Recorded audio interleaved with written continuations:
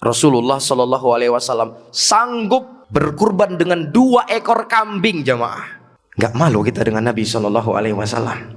Nggak malu kita kepada Allah Subhanahu Wa Taala, jamaah? Yang harga handphone kita, belum harga mobil kita, harga motor kita, tapi pas giliran Idul Adha kita cuma mengharapkan kupon. Nggak malu kita, jamaah yang dimuliakan Allah? Ini bukan berbicara malu kepada manusia, tapi malu kepada Allah Subhanahu Wa Taala.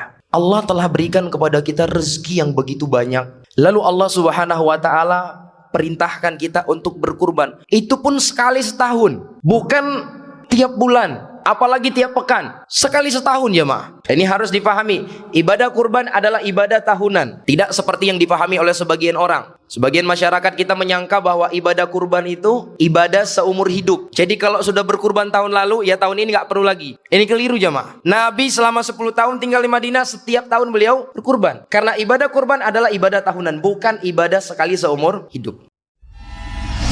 STA TV, media syiar Islam.